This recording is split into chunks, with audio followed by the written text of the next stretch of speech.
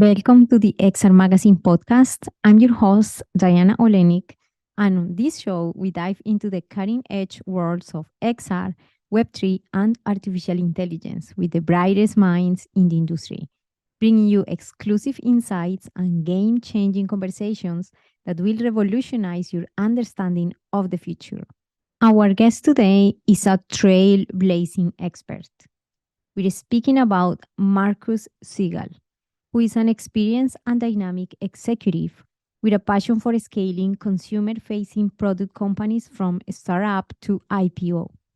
As CEO and co founder of ForeVR Games, Marcus leads a diverse and talented team of gaming veterans and Imagineers in the goal of translating the most popular and classic IRL games into immersive virtual reality experiences where friends and families of all ages, abilities, and geographies can connect and have fun. Marcus has also served in mentor and partner roles at Upshift Capital, YC, and Google Launchpad, and spent more than 7 years in executive roles at Zynga, scaling iconic games like Words with Friends and Farmville. I'm super excited to be recording this episode today with Marcus. I can't wait to begin. Let's do it. Thank you so much, Marcus, for being here today. I'm super excited. How is everything going in California right now? I mean, really, Diana, I have nothing to complain about. I live at the beach and I make video games as a job. Wow. I played a lot of games when I was a kid. My parents thought I was wasting my time. I mean, maybe I was, but it's all's well that ends well. Wow, I'm super excited. Like you have such an amazing background because of course you've been creating all of this company and people love your experiences, everything that you create. So please let us know actually, how did you get started? What is your background about and why it take you or led you to create ForeVR? Well, sure. I started off my career in TV and film when I was in college. And I got out of college and I started making TV shows for the History Channel and A&E. I did special effects in some pretty bad movies like Beastmaster 3. Somehow the Academy ignored that straight to video masterpiece. When the internet became real, consumer internet became real, I moved to Silicon Valley and I really wanted to be a part of what was next. And then, I worked at a startup called emusic.com. We were the first startup to sell downloadable music and pay artists the royalties. Then I had a brief foray into B2B and I did a payment startup. And then I joined Zynga. And, I was pretty early there. And I was a part of the creation of a whole new genre of gaming, of social games. And I got to see the power of gaming as a pursuit. I got to see what happens when grandparents and grandchildren play games together. Words with Friends, for instance, or Farmville. And I got to see it strengthen bonds. And, it was such a phenomenal experience that I really just fell in love with games and gaming and the pursuit of bringing people together in fun. Yeah, that sounds amazing. I think that you, like, by what you mentioned, you also had, it seems like always this personal interest in creating yourself, in the entrepreneurial life. What particular thing took you always in that direction? Sometimes oh my God, if I had just been a lawyer. But no, I've always loved the idea that life can be this great adventure. Entrepreneurship's not for everybody. And some people entrepreneur, they create within the companies that they're in. Some of the greatest innovators out there, work for Apple and Google. And I don't mean to imply that you can't be a creator wherever you are. But an entrepreneur gets a hold of an idea and they can't let it go. I don't really feel like I have a choice but to work on things that I'm passionate about. In life, you can fail doing something that does not fill you with joy, or you could work on things that do fill you with joy. And maybe it'll work out with your startup, or maybe it won't, but at least you will have worked on things in your life that you really care about. Absolutely. I And to me, love that. that's what lights me up. I mean, Yes. when I'm not working, I also, like I worked for Y Combinator and Google Launchpad, and I love working with startups and entrepreneurs. We're a special group of women and men who are forging ahead, or changing the world. Yeah, I really want to highlight when you mentioned that we know the technicals are there. We know that, all the knowledge is there, like with all of this globalized world. But that attitude is what new generations as well need. That attitude of when you mentioned that you were there by, where you live and that you were creating games at the beginning, I can see that philosophy there as well. I say, as long as we live our lives as if we are the artist that is creating and gets all the energy and the fulfillment from when we are creating, then the life will continue to unfold with more exciting things rather than necessarily I'm going to create this startup just because there is certain things that are outside pressuring me to do it rather than, like the own or our own creation. So thank you so much for sharing that. So Sure. how were the beginnings of ForeVR? So basically, it was during the lockdowns when the idea came to me. I had no idea how long the lockdowns would last or when a vaccine might come, but I thought, wow, I sure do appreciate the sense of presence that exists in VR. The ability for me to put on this headset and then meet up with somebody and have it feel like we're in the same room, even though we're isolated and hundreds or thousands of miles apart. And so what I thought VR needed. So the headset prices had come down considerably. They were then down around $600 for maybe the Quest 1 and some of the Vive. But I knew that a less expensive device was coming and there was momentum in the space. The Quest 2 had not yet been announced, but I had a feeling that something less expensive was coming. And I thought, wow, this could really be it. But what does VR need? What's wrong with VR? So this is a couple of years ago. And back then there were not a lot of games. And a lot of the games caused kind of nausea.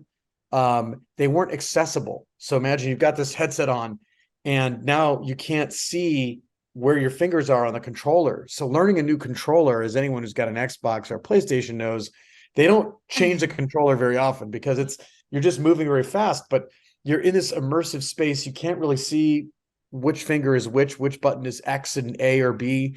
And so I thought, what if I bring games that exist in real life that people know the rules to already, that you can play with one finger, one controller button, pick any button, and you can pick up the bowling ball with that button. And so that you could get into the game and be having fun within the first minute of play. And so I thought, I want to bring that to VR. I want to bring the kinds of games that will make it possible to sell pallets of headsets at Costco. I want to make games that grandparents can play with their grandchildren.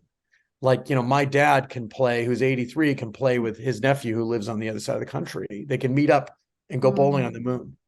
And that was kind of my vision for it. And I remember how powerful Wii Sports was. And I thought that's what VR needs. VR needs kind of a Wii Sports type collection of experiences.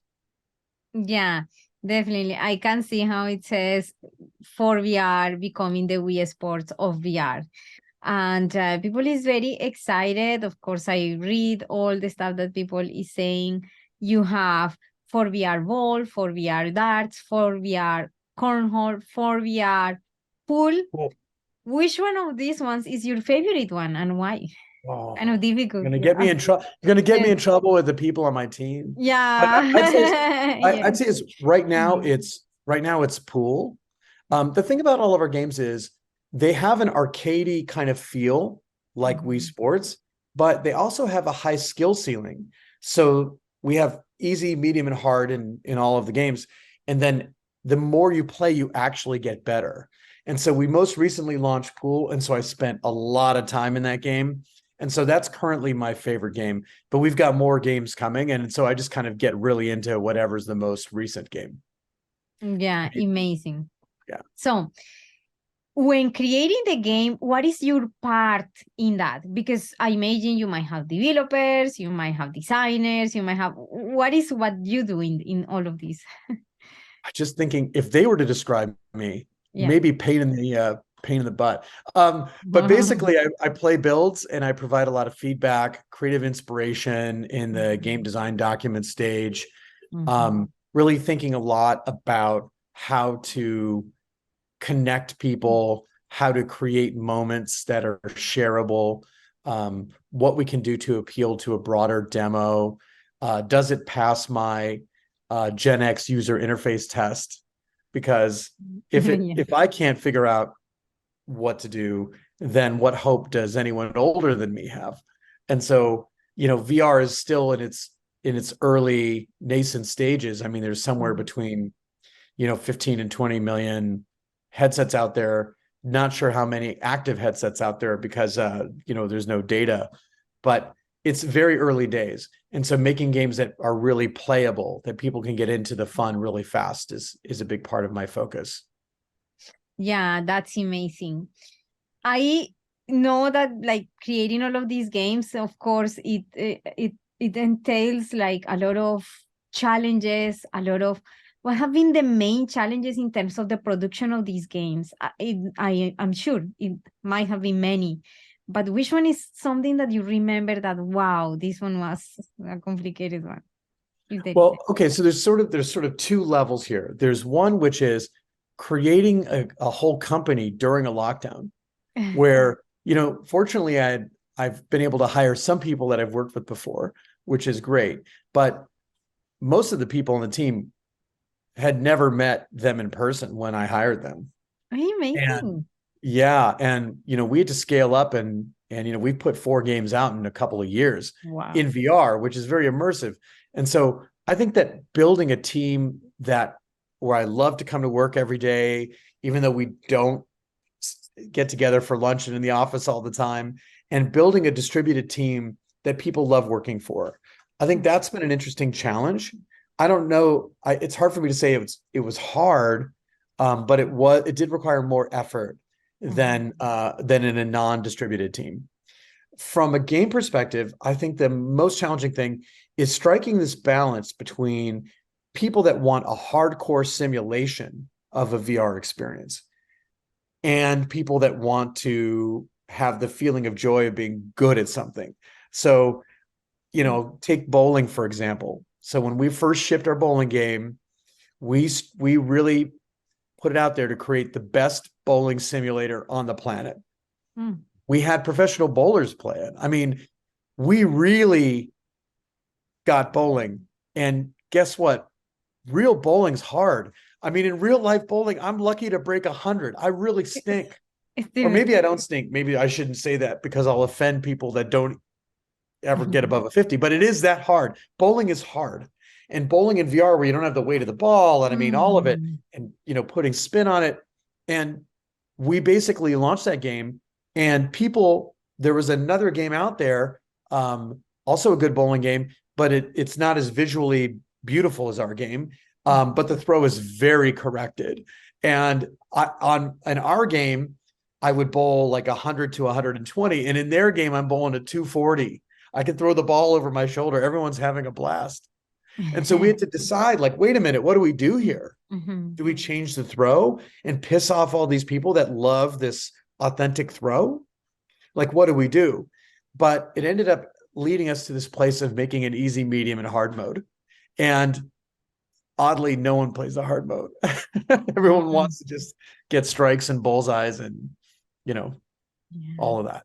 So striking that balance between how seriously to take each kind of complaint or suggestion that comes in from a user. Yeah, that's interesting. Also, another aspect is this in-engine retention, like making sure that it is difficult. It seems so easy when you see the product that is finished, but in the creation is how we can make people to enjoy the experience in a way that they want to play more, right? Ultimately. Yeah. How did you come up with that good feature in your games? Well, I mean, I think one of the biggest challenges, and I know a big part of your audience are people that are aspiring developers and entrepreneurs looking at XR, AR, VR, MR. And I can tell you this, we're still at the stage where people, the majority of headset owners do not put this device on their head every day. It's not a daily for most people. For young people, where maybe that's their only game console, then they might put it on every single day. Sports is a category. It's more, oftentimes it's a weekly habit. For some people it's daily, but a lot of people it's weekly. And we're okay with that, but we do face that challenge where people have to remember to put this thing on and remember to seek out your app. It's not like, this bad boy that is in my hand all the time. And I recently bought an Apple Watch because I was spending too much time looking at my phone, and I thought that would help. And now I'm just spending too much time looking at my watch. So I think that's, something that we have to think about as makers is, how do we create something that people remember and come back to again and again? Yeah, that's amazing. Yeah, and I think that for whoever is listening or watching, also actually getting into the experience of going and bowling and playing the arts, the cornhole pool, actually these words that Marcus are saying, that's where we can see them. Actually, like what type of features are used there, or what type of things are used in order to invite people. And right now in these times, there is a topic that is hot right now, which is AI. So I wanted to ask you if there is any, I don't know if at the moment you're using any of these systems, but have you thought about using some of these technologies as well for your games, or you're using them right now, AI? Well, I think that we have algorithms that can detect when users are getting stuck and things like that in games. But as far as like some of these beautiful art generators that are out there, they're not yet ready for VR. So VR is a particular kind of game making. It works okay, for 2D, for 3D less so far. But it's great for making pitch decks and doing concept work. It's been absolutely phenomenal for that. But I think it's going to be, I'm a believer. I am blown away by ChatGPT, and we're already living in the greatest era of entrepreneurship in the history of humankind, I think. If you think about how many businesses are created, how many apps are launched, how many people are going for it now, I don't believe there's another time in human history that we've seen this. And it's just getting started.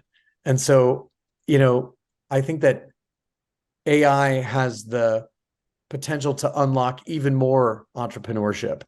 It's an accelerant on entrepreneurship. I don't think it replaces it. Yeah, definitely. We're seeing just so many changes and so rapidly.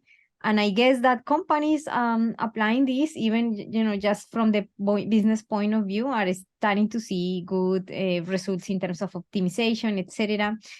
I was wondering about more like the infrastructure and for data, analyzing data from users and all of this. But in the future, that might be available for companies. It could be a big part of our story in the future. Right now, we're finding the fun in a couple of new games, which I can't tell you about yet, but wow. But I'm excited about them. But for us, it's so much of what we're creating is visceral. So it's like I'm creating this pool game. We have a physics engine. Then we actually just put on the headset and we play a build. And it's like, okay, does this feel right? Does it look right? And then we make changes at the engine level and tweaks in order to get to an optimized performance. And we'll put in different ranges and test it. If we had AI, then maybe we would just put it out there and have a bunch of players play and just have it adapt to how many people sink shots in the shorter amount of time. But even that, I don't know that would be better at first, because no two people throw a bowling ball the same way, Yeah. Thank you for explaining that. You have something interesting as well that I found, which is something called pass and play mode. How was creating that? And please let us know what is. You mean that's the brother sister feature. So a lot of people don't have two heads. There's a couple little kids and they have to share a device, that might Yeah. be a nightmare for parents, right? They're like, my turn. And it's like, Yeah. actually, hey, I'm putting this on Mhm. and I'm going to, bowl a few frames. And now in the game, it's like, pass the headset to the other player. And then you just put it on your little sister's head and then it's her turn. That's And awesome. yeah, that's what pass and play is. Yeah. It's basically for people to share a headset in the same space. Mm-hmm. I mean, eventually these things, the cost is going to keep going down. And, we're already seeing people use these headsets as second screens. It's kind of like having an IMAX in your house. You just sit there and watch a movie in it. And, Netflix and Amazon are really popular. Hulu, people have a lot of uses for these devices beyond gaming. Mm-hmm. So is there multiplayer in your games? Oh yeah. You and I could meet up and play, and the Yeah. sense of presence in VR right now is pretty remarkable. Mm-hmm. I know that Meta has been given a lot of flack for where their avatars are now. As a person who's built a company using software that they've created, I'm like, okay, guys, take it easy. They are losing money on this, and they're trying to push something forward. And we could either have no avatars or have work in progress avatars. And so the avatars are so people may not love how they look or whatever, but the feeling when you're in a room together is so compelling that if I stood too close to you, you'd be like, whoa, man, take a step back. Like you're close talking me. You can high five and sparks fly out. And I mean, there's all sorts of fun that you can have with your friends or make new friends or bring your family together and play. And that's really unique to VR. That isn't possible in PlayStation yet. They've got their own headset coming. Yeah, amazing. So, that in the games there might be sometimes strategies to actually make people celebrate or, like rewards. What have been the most effective reward systems that you've applied that people actually you can see that they are respond well to them? Well, our players are collectors. And so our bowling game has over 200 different bowling balls, and they're really fantastic. Like they're really wild. There's like plasma ball, and there's balls that have fish swimming in them, and there's all of these sort of fantastical balls, and each of them has its own properties. So you'll figure out which ones are best for you. And then we also have environments to play in that'll blow your mind. And so each of these get unlocked. So the more you play, the more coins you get, the more things you can go shopping for. And that's going to expand in avatar clothing and all sorts of things like that. But right now you can basically, in all of our games, this is the case. So in pool, cornhole, darts, there's, like 100 different 50 pool sticks at this point, but there's going to be more, and there's different felts and different things that you can do that you can unlock by playing more. And that seems to be what people enjoy. Yeah, I think that one of the things that I mostly appreciate about this medium VR is the fact that you can be in another place, in another country, as I have friends in other countries, and you can have an experience together as if we were closer. I think that this is magical. There is nothing there is no discussion there. And I wanted to acknowledge, like bringing this amazing tool. One of the things that I want to also say is that going to a store in Oculus, I've had challenging times trying to find experiences that are multi-user. There are not so many of them. There are some that seem nice that you want to try, but not multi-user. Why is the reason for that? Why is that it's difficult to find experiences that are multi-user in VR? Well, I mean, I think that it's interesting because there's the number one complaint in VR when anyone plays a multiplayer game is, hey, there's not enough people to play with. They want to make new friends, but they just haven't sold that many headsets yet in the world.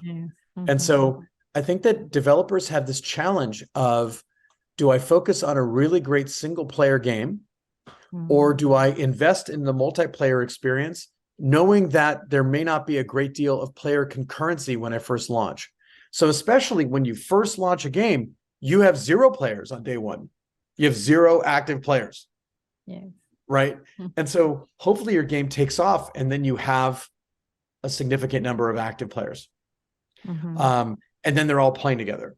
In all of our games, we have single player and multiplayer, and you have the ability, so like you and your friends could get together and set up a private room and you could all play together. Yeah. Yeah, amazing. But I mean, you know, I made social games for years, and so I didn't really see another way to go. Yeah. Yeah. When you mentioned like you are facing the situation that you're gonna like launch the game, and maybe for some developers at the beginning, they might not have all the infrastructure. What would be an advice for them, just to kind of closing the podcast today? What would be your advice for when someone is facing this stage where how can I make now to grow a community around a gaming experience? It's really tough. I'd say, you know, in mobile in particular, launching a new game right now, it's like putting a grain of sand on the beach and hoping 1 million people find your grain of sand every day. I mean, it is really hard. Distribution's never been more challenging for a game in mobile than it is today. It's not as crowded in VR and AR yet. That doesn't mean it's easy. But if your passion is in creating these immersive experiences, just assume that, you know, you're just going to keep learning and getting better at it.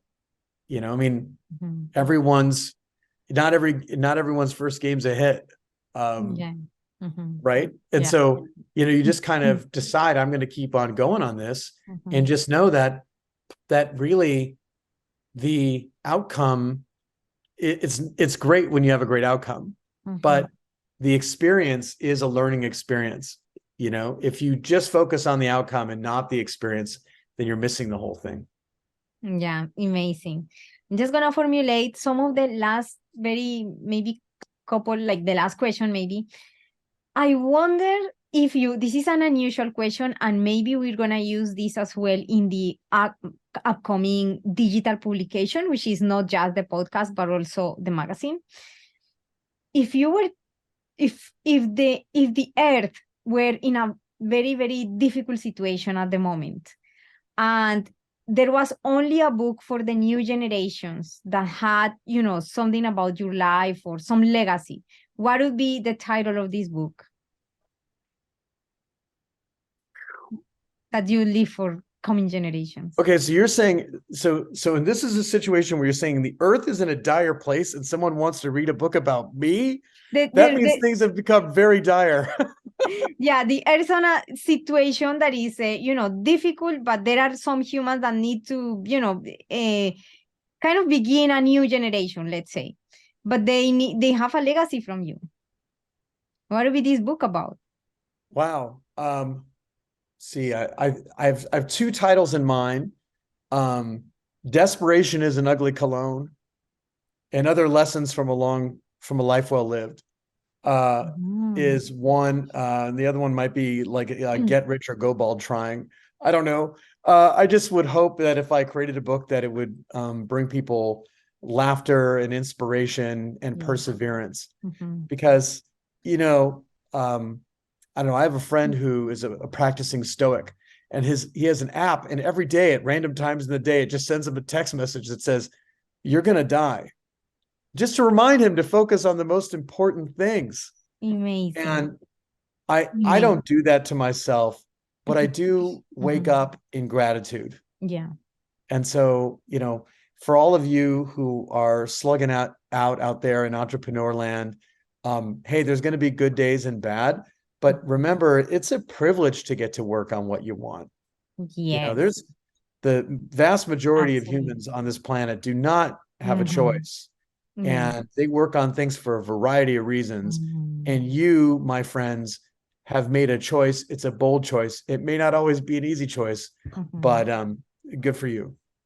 Absolutely. I'm super, super excited with how we're closing this episode. It's amazing because it's all rounded.